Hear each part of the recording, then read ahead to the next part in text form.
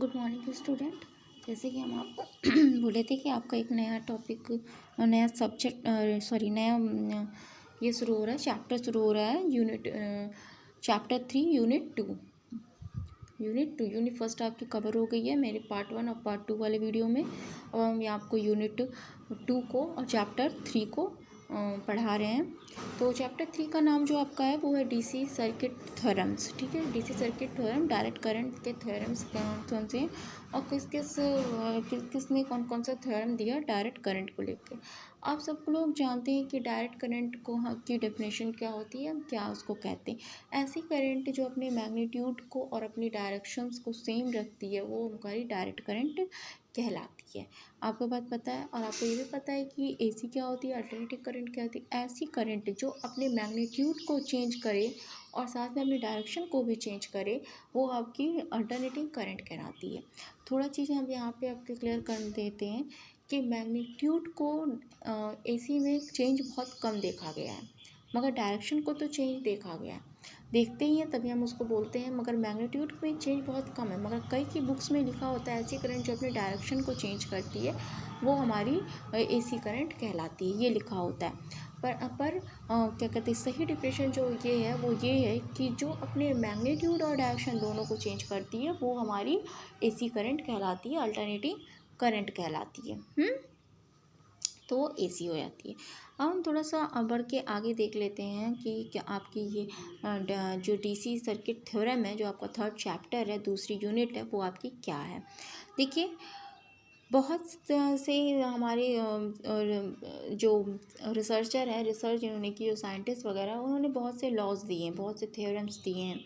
ठीक है, तो हमारा मेन मकसद क्या है, हम किसी चीज़ को पढ़ते हैं तो हमारा मेन मकसद क्या होता है। हमारा मेन मकसद ये होता है कि हम भाई कम से कम कॉम्प्लिकेशंस में किसी चीज़ को सॉल्व कर लें, चाहे वो मैथ हो, चाहे वो इंग्लिश हो, चाहे वो हिंदी हो, चाहे कम से कम कॉम्प्लिकेशंस में।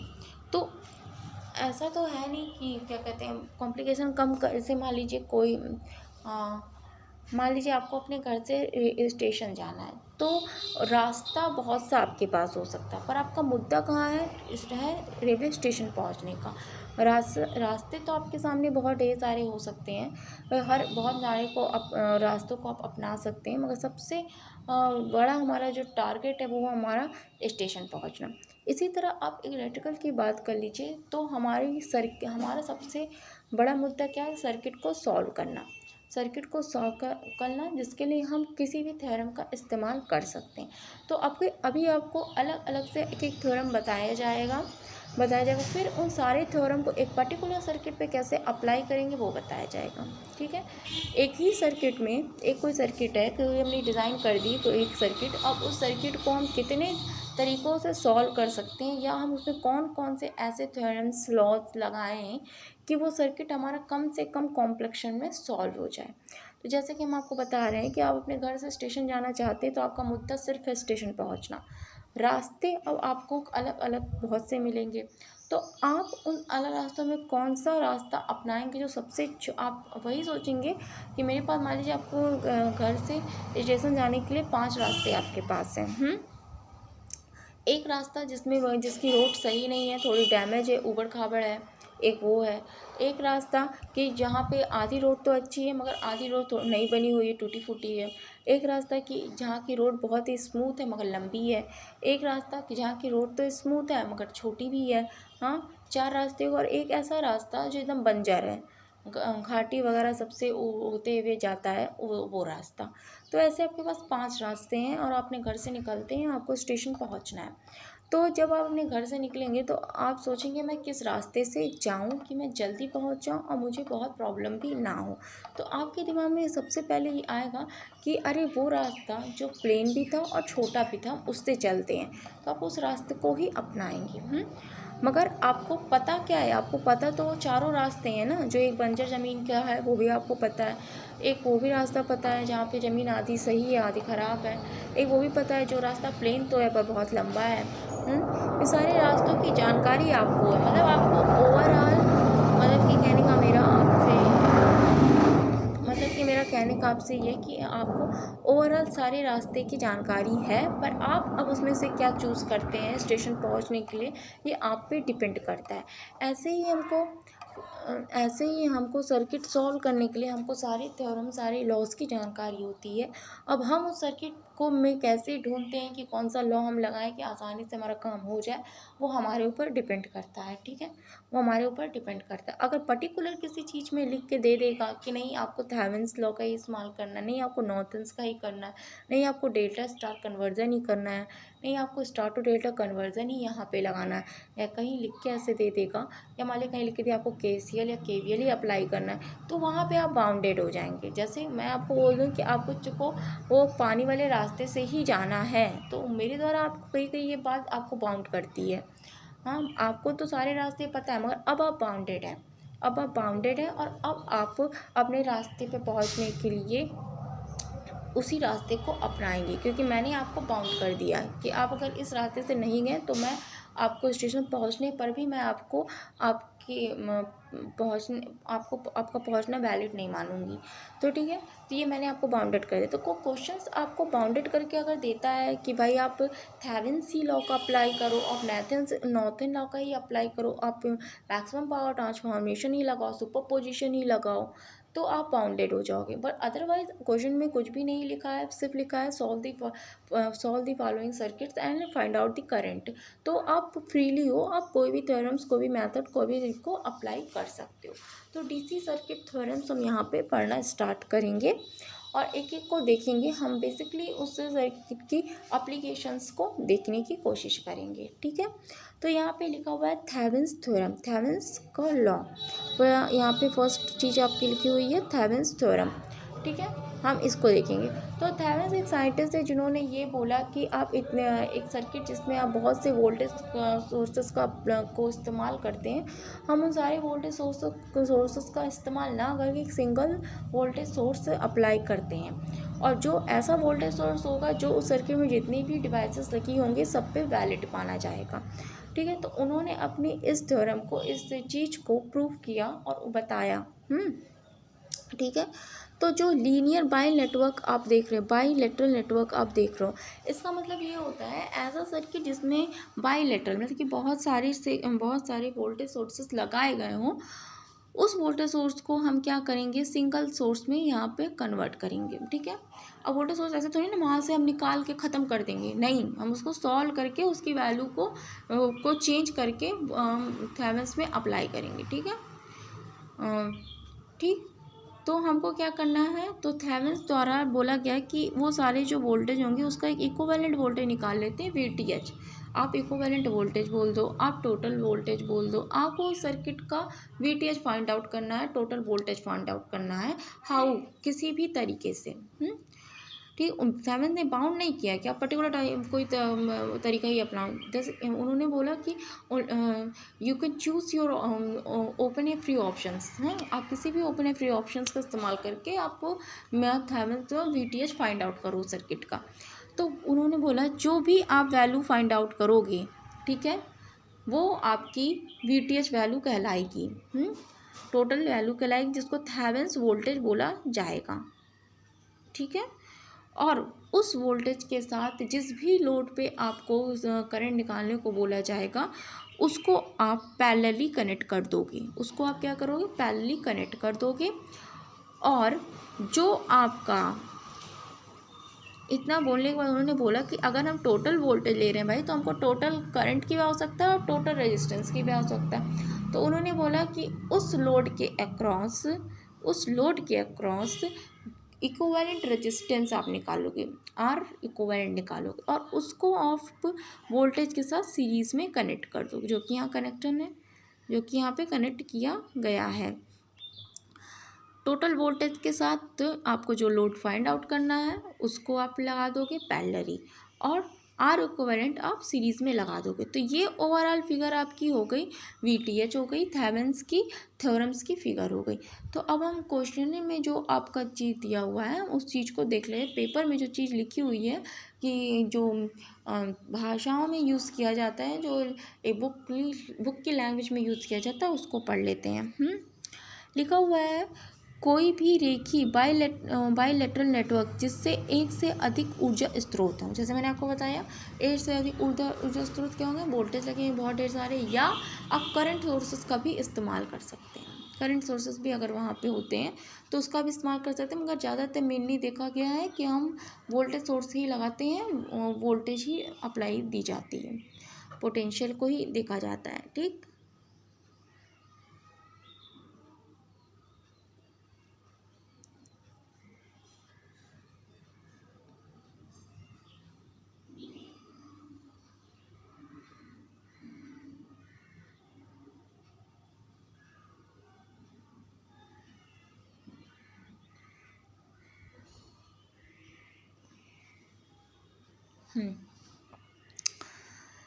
ठीक है।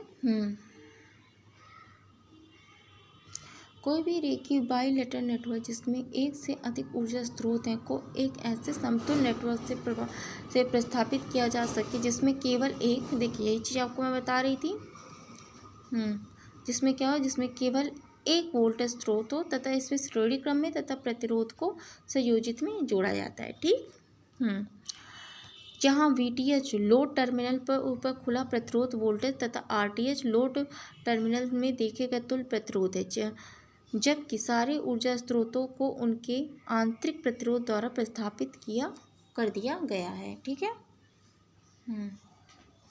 प्रस्थापित कर दिया गया है।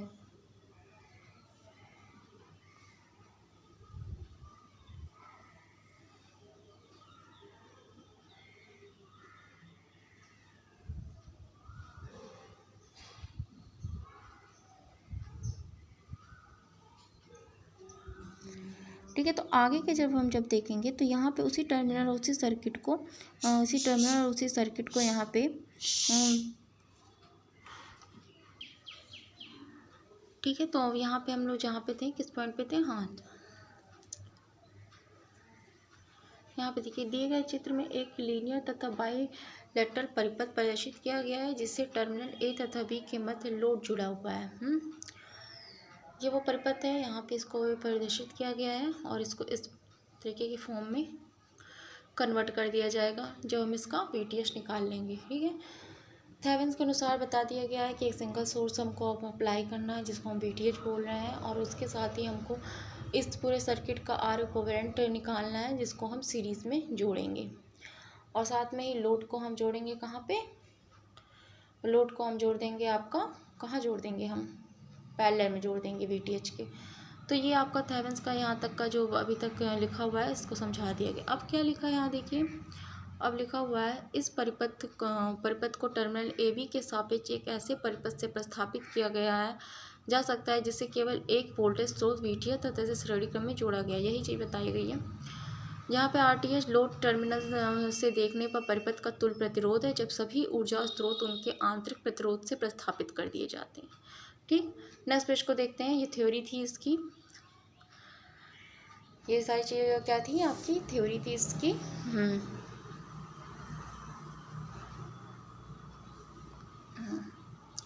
आगे देखते हैं, पेज को आगे करते हैं और आगे की तरफ देखते हैं। ठीक है,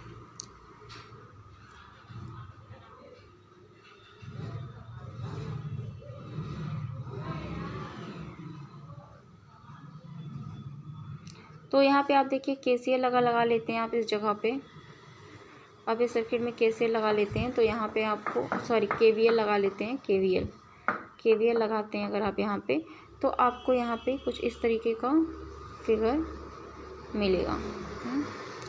ये मिलेगा IL = VTH/RTH + RL। तो यही आपका टोटल आज VTH आपको निकाल लेना है, और जब आप उसमें क्या निकालेंगे, IL निकालेंगे, लोड करंट निकालेंगे, तो VTH/RTH + RL ये आपका स्टैंडर्ड फार्मूला हो गया इसका। ठीक है, इसका स्टैंडर्ड फार्मूला हो गया। अब हम आपको थोड़ा सॉल्व करना बता दे रहे हैं, कैसे सॉल्व किया जाता है इसको सॉल्व करने का तरीका क्या है वो हम आपको बता दे रहे हैं। तो कैसे सॉल्व करेंगे, देखिए यहाँ पे लिखा हुआ है क्वेश्चन में, आप देखिए क्या लिखा हुआ है,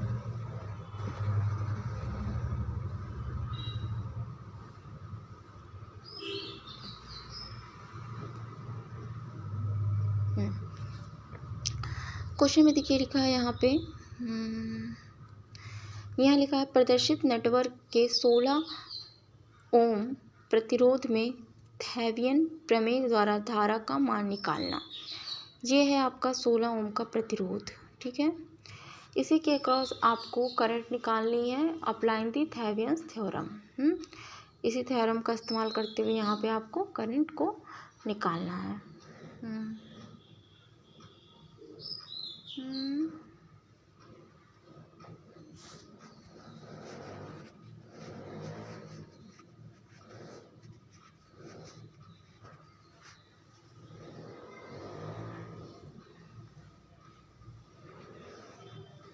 थ्योरम का इस्तेमाल करते हुए क्या निकालना है आपको, करंट को निकालना है। तो स्टेप फर्स्ट पहले क्या करेंगे, सबसे पहले आप करेंगे कैलकुलेट करेंगे RTH, ठीक है। इक्विवेलेंट रेजिस्टेंस निकाल लीजिए सर्किट का पूरी का।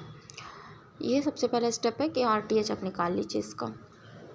उसके लिए क्या करेंगे, कुछ नहीं, जिस भी लोड से के क्रॉस बोलेगा उस लोड को ओपन कर दीजिए और वहाँ पे RTH लिखिए। अब जैसा मैंने आपको बताया है पिछले बार वाले भी उसमें कि जैसे आप क्या करेंगे, अब इस दोनों को यहाँ पे लिख दिए, तो या तो आप करंट मेथड का इस्तेमाल कर लीजिए या तो वोल्टेज। मैं वोल्टेज का इस्तेमाल करते हुए आपको बता देती हूँ कि यहाँ पे आप क्या कर लीजिए, यहाँ पे पोटेंशियल हमने 0 और यहाँ पे पोटेंशियल हमने, यहाँ का पोटेंशियल हमने 0 और यहाँ का पोटेंशियल, 1 मिनट, यहाँ का पोटेंशियल 0 और यहाँ का हमने V माना हुआ है, तो यहाँ का भी पोटेंशियल 0 आएगा, यहाँ का भी पोटेंशियल 0 आएगा। यहाँ का V है तो यहाँ पे ड्रॉप करके x मान लीजिए, ठीक है।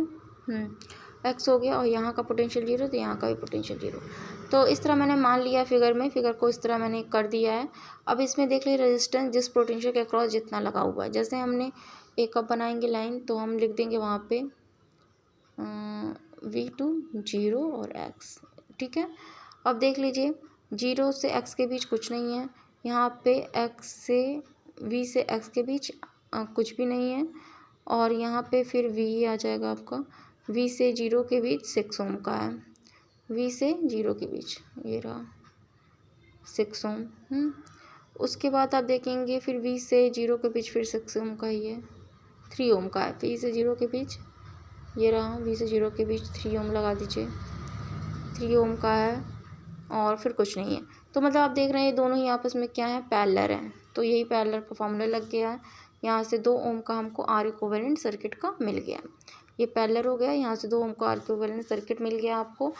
तो 2 ओम का रेजिस्टेंस हमको इस सर्किट का R equivalent across the terminal across the load 16 ओम के अक्रॉस हमको मिल चुका है। RTH हमने फाइंड आउट कर लिया। अब हमको VTH की आवश्यकता है खाली, तो कैसे निकालेंगे, इसी सर्किट को ले आइए जहाँ पे RTH लिखा है वहाँ पे आप VTH लिख लीजिए। अब देखिए आपका पहला 15, 3 और 6 वाला एक लूप बन गया है। इस लूप में आप देखिए, इस लूप में आप KVL लगाएंगे और साथ में एक चीज़ और देखेंगे आप कि जो I से इस पॉइंट के बीच का वोल्टेज होगा वही वोल्टेज आपका यहाँ पे VTH के क्रॉस मिलेगा। तो पहले हम लूप को हल कर लेते हैं। जैसा कि आपको मैंने बताया था, यहाँ पे आप क्लॉकवाइज मान लीजिए, आप माइनस से प्लस की तरफ जा रहे हैं तो +15 हो गया। फिर आपकी डायरेक्शन करंट डायरेक्शन सेम है तो -6I हो गया। उसके बाद आप फिर प्लस से माइनस की तरफ आ रहे हैं तो -6 हो गया, वोल्ट हो गया। और आपकी डायरेक्शन करंट डायरेक्शन दोबारा से सेम हो रही तो -3I हो गया। ये इक्वल्स टू 0 करके यहाँ से आप I की वैल्यू फाइंड आउट कर सकते हैं, ठीक है। आगे के पेज पे चलते हैं, आगे हम आपको उसके दिखाते हैं।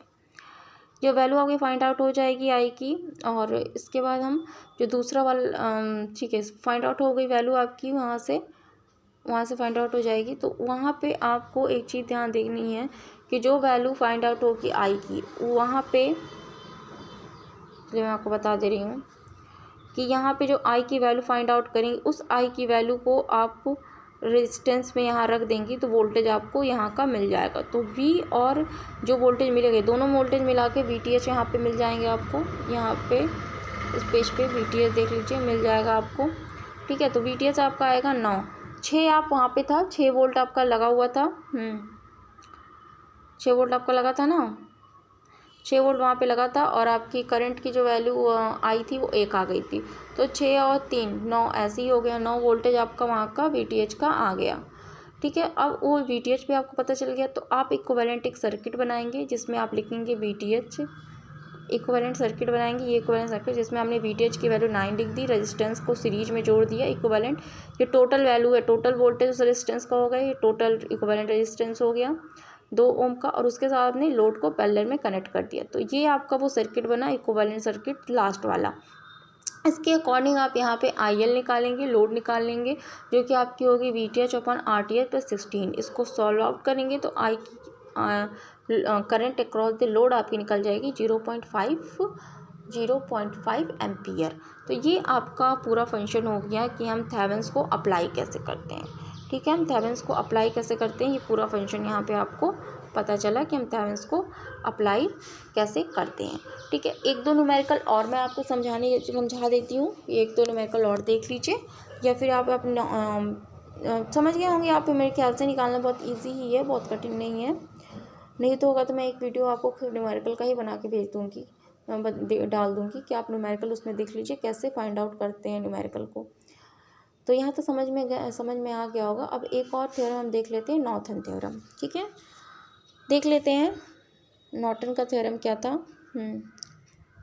नॉर्टन का प्रमेय। ठीक है, ये रहा नॉर्टन थ्योरम। नॉर्टन का भी यही कहना था, पर इनका ये कहना था कि भाई लोड सिंगल हो जाए और रेजिस्टेंस हमारा जो है इक्विवेलेंट सीरीज़ में लगा दिया जाए, और उसके साथ लोड को पैरेलली कनेक्ट कर दिया जाए वोल्टेज के साथ। तो ये इनका कहना था थेवेनिन्स का। नॉर्थन का क्या कहना था, इनका ये कहना था किसी ऐसे लीनियर बाइलेटरल नेटवर्क जिसमें एक से अधिक ऊर्जा स्रोत लगे हों को ऐसे नेटवर्क से प्रतिस्थापित किया जाता है जिसमें केवल एक धारा स्रोत हो। इनका ये कहना था कि जैसे उन्होंने बोला एक वोल्टेज ऊर्जा स्रोत हो, और इसमें उनका ये कहना था कि जैसे वोल्टेज स्रोत तो एक आप कर लिए, और करंट तो भी बहुत सी बहा रहे हो आप, तो वो बोले कि अब करंट को भी एक कर दो, सारी करंट को एक कर दो और वो करंट को यूज़ करो। तो उन्होंने बस यही चीज़ किया था, जितने भी धारा स्रोत हों उसको IN तथा समांतर क्रम में प्रतिरोध RN निकाल लो। ये कहता है same single voltage source apply करो, सिंगल करंट भी अप्लाई करो और सिंगल रेजिस्टेंस भी अप्लाई करो। मतलब टोटल ओवरऑल तुल्य चीज़ें चाहिए इनको, इक्विवेलेंट चीज़ें चाहिए, वोल्टेज भी टोटल चाहिए इक्विवेलेंट वोल्टेज, करंट भी आपको टोटल उसमें से निकालो, और उसके बाद रेजिस्टेंस भी आप उसमें से टोटल निकालो। तो भाई हमारी चीज़ को निकाल के बाहर तो फेंकेंगे नहीं, कैलकुलेट ही करेंगे और कहीं उसका यूज़ कर लेंगे, यही चीज़ कर सकते हैं। तो इनका ये जो कहना था, ये सब इन्होंने कहा जो भी बातें। उसके बाद एक चीज़ और उन्होंने बोली, जहाँ पे IN लोड टर्मिनल है जिसको शॉर्ट सर्किट करने पर उसमें बहने वाली धारा तथा RN लोड टर्मिनल के सापेक्ष परिपथ का तुल्य प्रतिरोध है। नीचे दिए गए चित्र में एक लाइन, ये सब चीज़ें मैं आपको समझा दे रही हूँ क्या है। ओवरऑल मोटी जो बात है वो ये है, ये आपका नेटवर्क है, जो भी सर्किट आपको दिया जाएगा, और ये आपको इक्विवेलेंट बनाना है। इसके कैसे बनाएंगे, हम सारे ही जितने भी करंट सोर्सेस होंगे उसको हम एक सिंगल सोर्स के बाद हो रही करंट को सिंगल सोर्स दे देंगे। ठीक है, उसके पैरेलल में हम इक्विवेलेंट रेजिस्टेंस लगा देंगे और उसी के पैरेलल में हम लगा देंगे लोड। बस यही चीज़ हमें करनी है। ठीक है, यही चीज़ हमको फाइंड आउट करना है। तो यहाँ पे देखिए हमको क्या कैसे करना है, कैसे हम इसको फाइंड आउट करेंगे। तो ये बात आपके समझ में आ गई होगी कि हमको क्या करना है। जितने भी अगर कोई करंट सोर्स दिया है उसमें, तो उस करंट सोर्स को भी हम क्या करेंगे, सिंगल सोर्स में कन्वर्ट कर लेंगे। जितने भी करंट है उसको सिंगल में हम मानते हुए चलेंगे। तो सबसे पहले हम क्या करेंगे, हम न्यूमेरिकल देखते हैं और समझने की कोशिश करते हैं नॉर्थन थ्योरम को। देखिए लिखा हुआ है, नॉर्थन प्रमेय की सहायता से दिए गए परिपथ में 10 ओम प्रतिरोध में प्रवाहित होने वाली धारा को ज्ञात करना है। ठीक है, प्रवाहित होने वाली धारा को हमको ज्ञात करना है।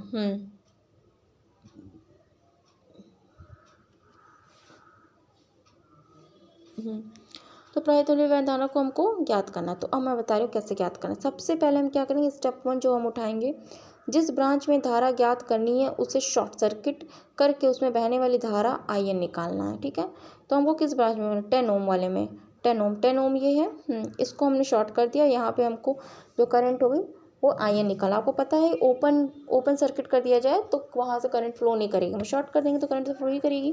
तो यहाँ पे हमको IN को फाइंड आउट करना है। तो क्या कर लेंगे, तो देखिए भाई एकदम देखेंगे तो आपको यहाँ पे पता चल जाएगा कि ये जो पॉइंट है हमारा, वहाँ जंक्शन पॉइंट बना रहा है। तो यहाँ पे हम KCL सीधे अप्लाई कर दीजिए। KCL का जंक्शन से दूर जा रही है माइनस आई एन, ठीक है, प्लस प्लस क्या, स्मॉल आई टू और plus small I one equals to zero, यही हो जाएगा ना। अब हम इसको क्या लिख सकते हैं, I N equals to I one plus I two, ये हम लिख सकते हैं ना। ये हो गया आपका I N equal to I one plus I two, ठीक। ये इक्वेशन आपका उस जंक्शन पे बन गया। अब हम इसको क्या करते हैं, केवीएल लगा सकते हैं इस जगह पे भी और इस जगह पे भी, दोनों जगह अप्लाई कर सकते हैं, केवीएल लगा सकते हैं। और यहाँ पे लगाने का तो कोई मतलब ही नहीं है कि यहाँ पे हो जाएगा। चलो ठीक है, केवीएल लगाएंगे तो यहाँ पे हम क्या करेंगे, माइनस से प्लस की तरफ जा रहे हैं तो प्लस हो गया, दिशा आपकी दिशा और उसकी दिशा सेम हो रही है, two I one equals to zero, यहाँ से इक्वल्स टू जीरो, ये हो गया। अब यहाँ पे मतलब जीरो करके यहाँ से आई वन और की वैल्यू 3 आ गई, और दूसरे वाले में जाएंगे तो यहाँ से देखेंगे तो 4 ये हो गया, प्लस से माइनस 4 हो गया, ठीक है। एंटी क्लॉकवाइज यहाँ से चल रहा है, एंटी क्लॉकवाइज घुमाना है, plus minus 3i2 equals zero, तो यहाँ पे i2 की वैल्यू 4/3 मिल गई, 4/3 मिल गई। और यहाँ पे टोटल करंट इस पॉइंट पे हमको क्या मिल गया, i1 प्लस i2 में वैल्यू आप रख देंगे इस जगह पे, ये वैल्यू i और i2, ये i1 और i2 की दोनों वैल्यू यहाँ पे रख देंगे तो आपको in की वैल्यू मिल के आएगी 13/3, 13/3 आपको in की वैल्यू मिल जाएगी। तो ये मिल गया आपको, in की वैल्यू मिल गई आपको। अब हमको क्या निकालना है, vn, सर्किट का हमको vn निकालना है। तो यदि अब देखिए स्टेप 2 में क्या करेंगे, परिपथ में सभी वोल्टेज स्रोत को शॉर्ट सर्किट करके धारा को ओपन सर्किट के कारण लो टर्मिनल के सापेक्ष ही तुल्य प्रतिरोध निकाल लेंगे।